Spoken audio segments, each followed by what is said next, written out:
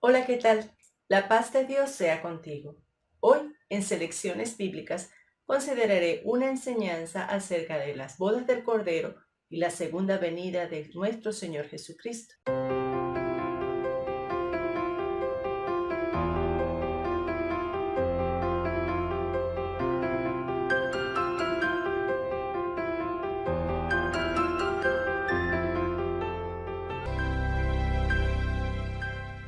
Soy Yafeli Cabaña de Galindo y ruego a Dios que pueda añadir a tu vida bendiciones y nuevos conocimientos con la presentación de este video. Si es la primera vez que ves mi canal Selecciones Bíblicas, te invito a suscribirte, activar la campana para que tengas las notificaciones cada vez que suba un nuevo video y puedas también comentar acerca de cómo ha sido útil esta información que presento para ti y puedas compartirlo a otros para que YouTube pueda sugerirlo a aquellos que buscan contenidos similares a los que presento en mi canal. También te invito a echar un vistazo en la descripción de este video para que puedas acceder a mi página web, donde te sugiero literatura que te podrán ayudar en tu crecimiento espiritual para seguir a Jesús creciendo en tu comunión con Él, y también una literatura que he escrito, la cual puede servirte en el desarrollo de tu ministerio. Me propongo entonces que podamos comprender a la luz de varios textos de la palabra de Dios, en primer término, algunas referencias bíblicas acerca de la relación del matrimonio, en relación con las bodas del Cordero, y luego desarrollar a partir de Apocalipsis 19 todo este estudio bíblico, para luego seguir con la segunda venida de Cristo, donde destacaré también algunos términos bíblicos relacionados con este evento, las características que serán propias del retorno de nuestro Señor Jesús, el tiempo en que será, el propósito que traerá su retorno, para luego finalizar con la actitud que debemos asumir en espera del desarrollo de estos acontecimientos escatológicos. En el Antiguo Testamento se usa la figura de boda o de matrimonio para referirse a la relación estrecha que Dios quiere tener con su pueblo y la que Él invita a su pueblo Israel a unirse a Él.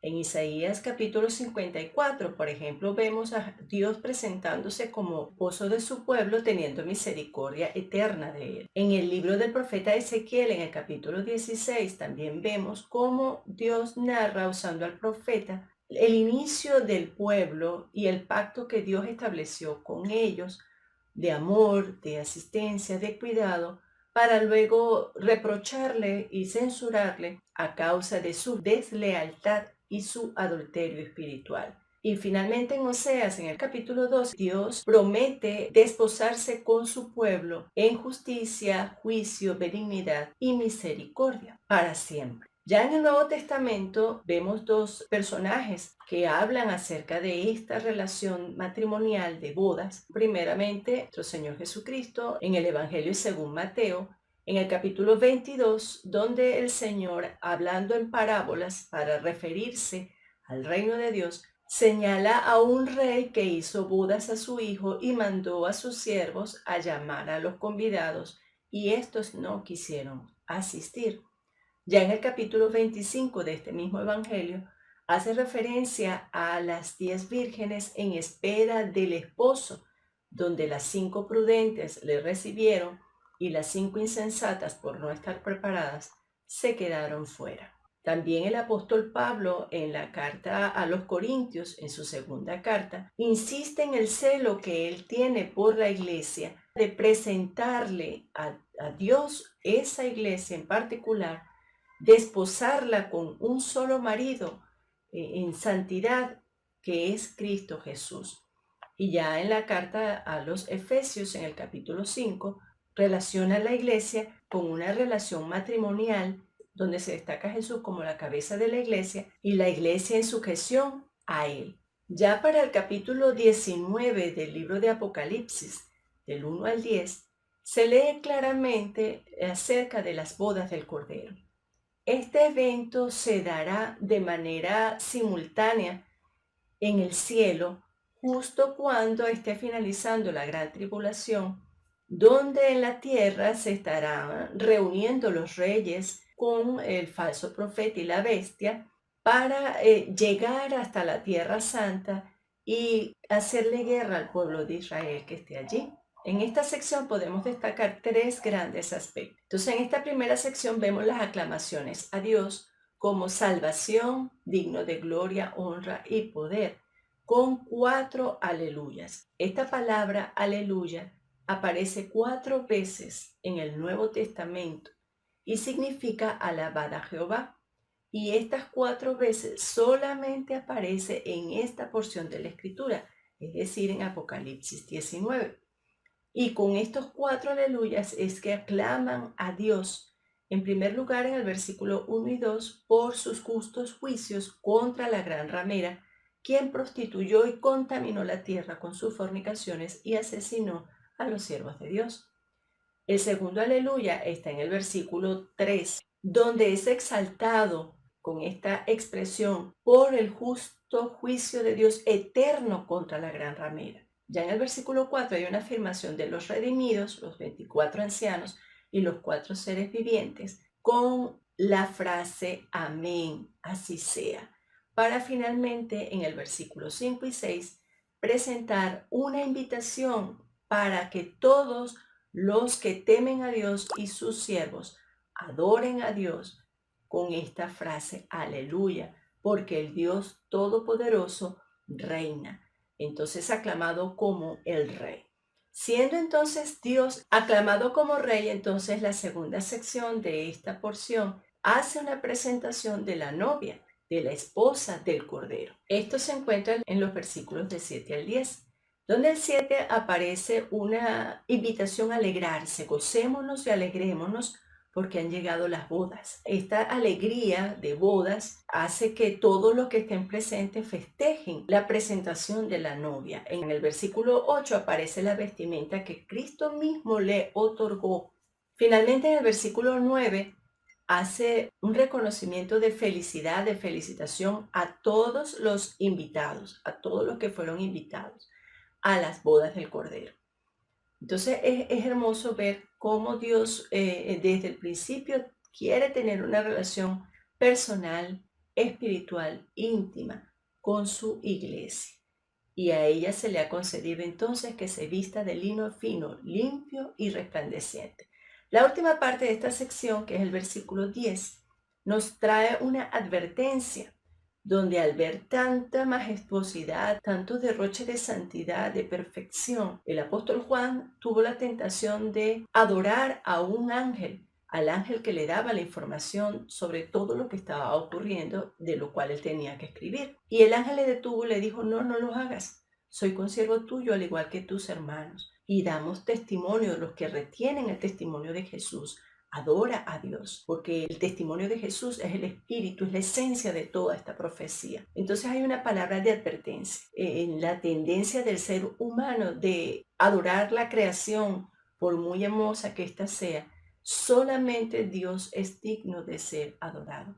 Esa fue la misma pretensión que tuvo Satanás al tentar a Jesús, que le adorara para entregarle todos los reinos de la tierra. Pero aquí vemos que solamente Dios merece adoración y que solamente Dios Todopoderoso reina. Ahora, en la siguiente sección, más adelante de este mismo capítulo, leemos cómo entonces desciende del cielo con toda una caballería, con todo un ejército, con sus ángeles, el Señor Jesucristo en su segundo retorno.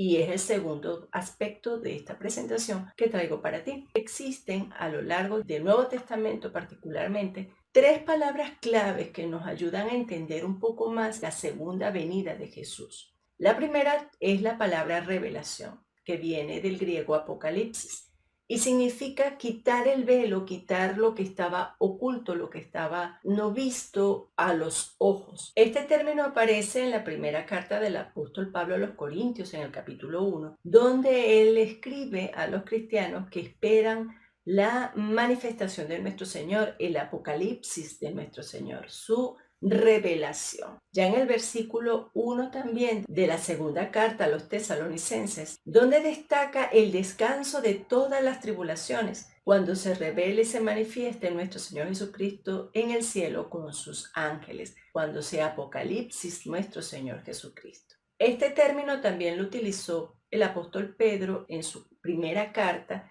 en el capítulo 1:7 y versículos 13, y en el 4:13, donde él hace referencia a que las tribulaciones son pruebas de la fe que van a hacer que la fe sea hallada en alabanza y gloria cuando se manifieste nuestro Señor Jesucristo. E insta entonces a todos a esperar esa manifestación, esa revelación, ese apocalipsis del Señor Jesucristo, invitando entonces a gozarse en medio de los padecimientos, para que entonces cuando el Señor se revele, se manifieste, ellos puedan gozarse juntamente con Él. El segundo término tiene que ver con la palabra manifestación. Esta viene del griego epifanía. Implica que Jesucristo sale de un escondite con ricas bendiciones de salvación. Este término aparece en la segunda carta del apóstol Pablo a los tesalonicenses, en el capítulo 2, donde señala que en el retorno de la venida de nuestro Señor Jesucristo va a destruir al hombre de pecado con el resplandor de su venida, con el resplandor de su epifanía. En 1 de Timoteo capítulo 6, el apóstol Pablo exhorta a Timoteo a guardar el mandamiento hasta la manifestación, hasta la venida de nuestro Señor Jesucristo, hasta la epifanía de nuestro Señor. En la segunda también a Timoteo, en el capítulo 4, Pablo señala que el Señor vendrá a juzgar a vivos y a muertos en su epifanía. Y en el versículo 8 señala que Él recibirá de Dios una corona incorruptible cuando Él se manifieste, cuando Él venga, cuando Él epifanía. Finalmente, el último texto que tiene referencia a esta verdad espiritual de su segundo retorno es la palabra venida, que viene del griego parausía. Esto tiene que ver con la presencia del Señor Jesús producto de su venida. En el capítulo 24, el Señor Jesucristo hizo referencia a este término, a su parausía, a su presencia, cuando menciona las señales antes del fin. Ahora Pablo también en su primera carta a los Corintios, en el capítulo 15, señala acerca de la resurrección que recibirán a aquellos los que somos de Él en su venida, es decir, en su parausía. En la primera epístola a los tesalonicenses, en el capítulo 2 y 3 y 5, el Señor, guiando a Pablo, insta a los cristianos a estar preparados, a estar santificados para su venida, para su parausía. Y en Santiago capítulo 5, el escritor también usa esta palabra para referirse a la paciencia que debemos ejercitar los cristianos en los momentos de la prueba, hasta la venida de nuestro Señor Jesucristo. La segunda carta del apóstol Pedro, también en el capítulo 3, versículos 4 y 12, insta a los cristianos que fueron expatriados a esperar la venida del día de Dios. Finalmente, en la primera carta del apóstol Juan, en el capítulo 2, insta a los cristianos a perseverar para que en su venida, en su parausía, no nos alejemos de él avergonzados. Entonces tenemos estas referencias de la Biblia, estos términos que nos ayudan a entender que Él se da a conocer, Él se da a manifestar, Él se revela, sale de lo escondido y muestra su presencia. Dentro de las características de esta segunda venida de nuestro Señor Jesucristo, tanto el Señor Jesús como el apóstol Pablo en sus escritos y los otros apóstoles señalan unas características que son distintivas. Por ejemplo, allá el Evangelio según Mateo registró en el capítulo 24 lo que el Señor Jesús dijo acerca de su venida, que sería en las nubes, así como Pablo en su primera carta a los tesalonicenses lo refirió, que Él vendría en las nubes. En la primera carta a los tesalonicenses capítulo 4. La segunda característica, de acuerdo a Apocalipsis 1 y en el capítulo 19, que es nuestro texto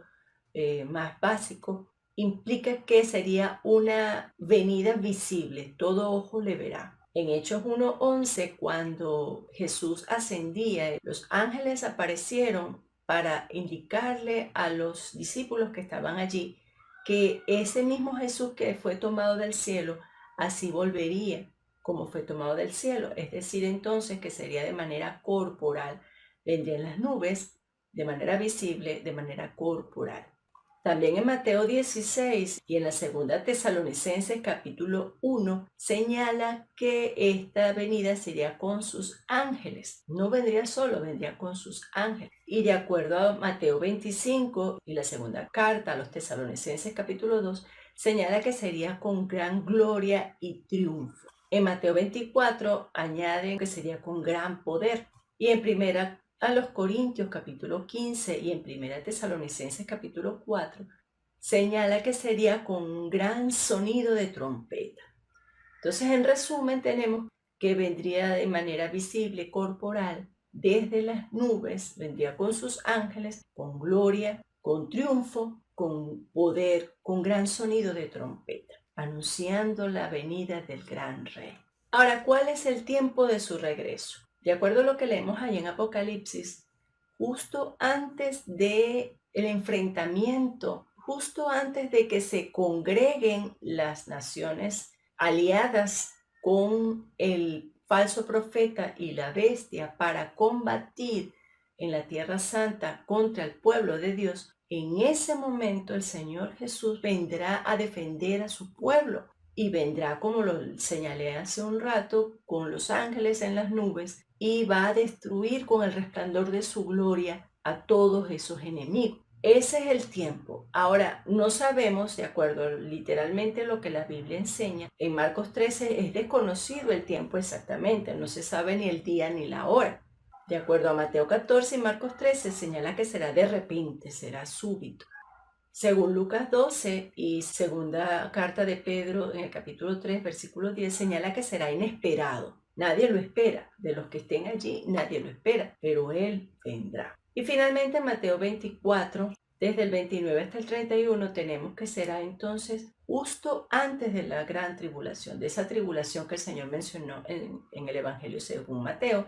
Y de acuerdo a la segunda carta de Pablo a los Tesalonicenses capítulo 2, señala que será después de la apostasía y la manifestación del hombre de pecado. Ahora, ¿cuál será el propósito de la segunda venida de Jesús, nuestro Señor? Por lo menos vemos en la Biblia que existen tres grandes propósitos. En primer lugar, en la segunda carta del apóstol Pablo a los Tesalonicenses, en el capítulo 1, en el versículo 10, para que Él sea glorificado en su pueblo. Cristo va a ser glorificado en su pueblo. Entonces, el primer propósito es recibir la gloria de su pueblo. En segundo lugar, de acuerdo a Mateo 25, Hechos 10, 2 Timoteo 4 y primera de Pedro 4:5, vendrá para juzgar a los vivos y a los muertos.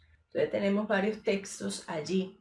Entonces este es el segundo propósito. Primero, recibir la gloria de su pueblo y segundo, a juzgar a los vivos y a los muertos. Para finalmente en Apocalipsis 24 y 12, además del Salmo número 2, señala que él vendría para recibir el reino, para ser rey sobre toda la tierra. Entonces tenemos estos tres grandes propósitos: juicio, recibir el reino y recibir la gloria debida a su nombre por parte de su pueblo. ¿A la cual debe ser nuestra actitud ante todos estos eventos que están por suscitarse? Primero tenemos que estar vigilantes. Si usted es cristiano, usted no va a experimentar ese Armagedón, esa segunda venida como tal, porque ya usted estaría arrebatado y ya usted habría disfrutado de las bodas del Cordero. Lucas 12 nos insta a estar velando, a estar en oración, a estar constantes. Tito 3:8, Pablo insta a Tito a enseñar que los que creemos en Dios nos ocupemos en buenas obras.